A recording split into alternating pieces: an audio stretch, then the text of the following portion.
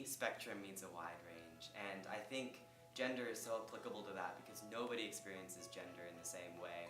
I know something a lot of people like to say is like there are as many gender identities as there are people, which is a pretty big statement, but I honestly think it's true because no one's gonna have the exact same expression or the same feelings about themselves or the same connection with their body. And so I think spectrum is a word that can encompass all of that and really build on it.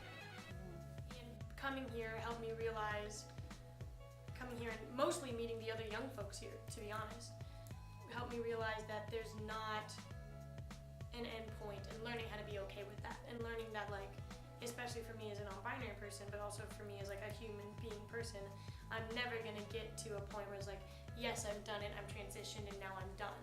It's not like that. Yeah. And I think that was very difficult for me because I'm a focused person, I'm a driven person. I see the end goal and it's how do I get there? And so for me, accepting that we have a non-binary child and this is a journey that that the end point isn't clear.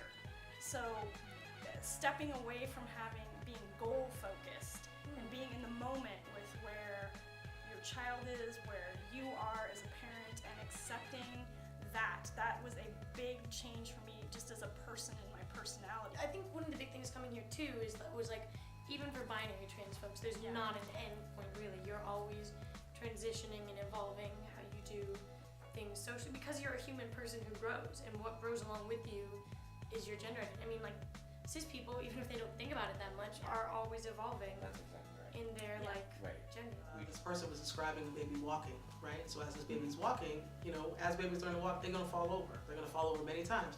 The baby never says oh, well, this is too hard, I'm just gonna not do this anymore. At some point, the baby learns to do this. And so we might not learn it in one generation or 2 generations or 3 generations or 4 or 500, but maybe by the 605th, right?